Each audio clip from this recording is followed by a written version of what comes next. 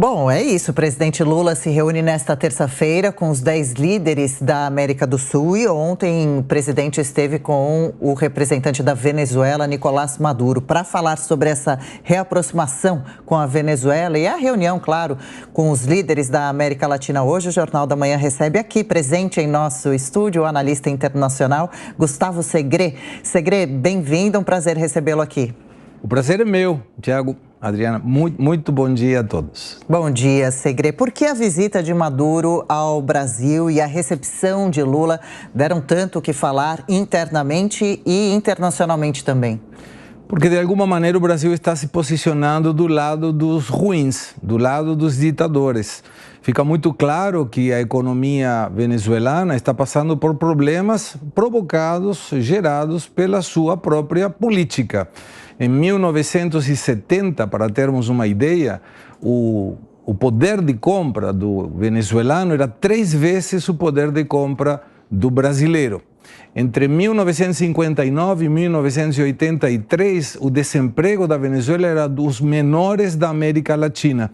E o consumo de whisky, que é um produto absolutamente dispensável, era o maior do mundo na Venezuela. Isso mostra que os venezuelanos estavam muito bem de vida, até que chega o socialismo. E a partir de aí, os indicadores econômicos, a forma de viver dos venezuelanos foi decaindo. Hoje, a Venezuela tem 94,5% da sua população por baixo da linha da pobreza. O maior país com reservas do mundo, que não gera petróleo porque não tem dinheiro para a produção. E daí em diante, todo ruim, porque não se preservam as liberdades individuais, não tem eleições transparentes e a maioria dos familiares daqueles que hoje poderiam ser oposição ao presidente ditador Nicolás Maduro tiveram que abandonar o país por risco às suas vidas. Ô Segre, Nicolás Maduro não vinha ao Brasil desde 2015, da posse de Dilma Rousseff, e eu pergunto, qual que deveria ser a posição da diplomacia brasileira? Ter relações com a Venezuela, relações diplomáticas, porque é um país das Américas, não tem jeito, tem que fazer a relação, né? Tem que manter a boa relação, mas se se trata de uma ditadura, não ter relação nenhuma, qual visão que é possível num momento como esse? A necessidade de ter relações comerciais com países que possam estar gerados ou que estejam de fato gerados por ditadores é necessário. O caso da China, por exemplo, temos um exemplo fundamental aí.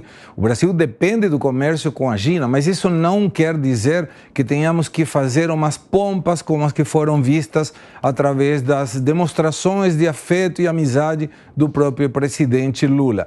Muito menos ainda quando estamos falando de países, como muito bem mencionava Nogueira, que está devendo tanto dinheiro. Então, quando você tem uma questão de um vizinho do teu bairro, que ele faz coisas erradas, como a Venezuela está fazendo, você pode até conviver, pode até cumprimentar, mas é difícil você convidá-lo para ter o aniversário na tua casa. Esse é o ponto. Agora, Segre, o que a gente pode esperar desse encontro hoje em Brasília? Pelo menos 10 presidentes da América do Sul vieram e um representante do Peru, Dina Boluarte. O presidente não pôde deixar o país por motivos críticos internos, a gente vem acompanhando. É uma boa oportunidade. A América do Sul deve se unir para fortalecer relações e negócios? Vai ser discursivo. Eu não vejo que tenha nenhuma declaração final indicando os próximos passos a seguir. Lembrando que a Unasul começa com 12 países, termina há pouco tempo com 5 países apenas. A sede estava na cidade de Quito, no Equador, e o então presidente tirou, Lenín Moreno, pediu de volta a sede do que era a Unasul, o que mostra que não era um projeto que tivesse um segmento sólido para ele se alavancar. Agora volta a ter retomada pela insistência do presidente Lula. E eu estou muito ansioso para escutar o discurso do presidente do Uruguai, Lacalle Pou, que é muito crítico às ditaduras e especificamente à Venezuela.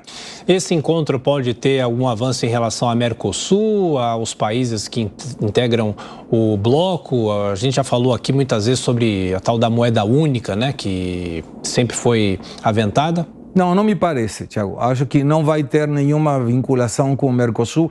De fato, a questão vai ser mais, imagino eu, girando a democracia, considerada agora como que a Venezuela poderia ser um país democrático. E as questões políticas, sem dúvida nenhuma, claro, vão ser mencionadas questões da justiça social, da diminuição da pobreza, da melhora da saúde e da melhora na educação, coisa que nós já temos visto, é muito difícil na prática de conseguir, sobretudo em países que têm um viés muito à esquerda e numa região, na América Latina, que está sendo modificada politicamente. Tivemos agora há pouco eleições no Paraguai, em outubro teremos eleições na Argentina, o Uruguai, que dentro do Mercosul foi um país que fica mais à direita, e um novo governo no Brasil, que, claro, uma questão geográfica importante em termos de população, mostra para que veio. E esse para que veio é o que nós vamos descobrir agora nessa reunião da Unasul. E a gente comentou, Segre, mais uma vez, a Venezuela, através de Maduro,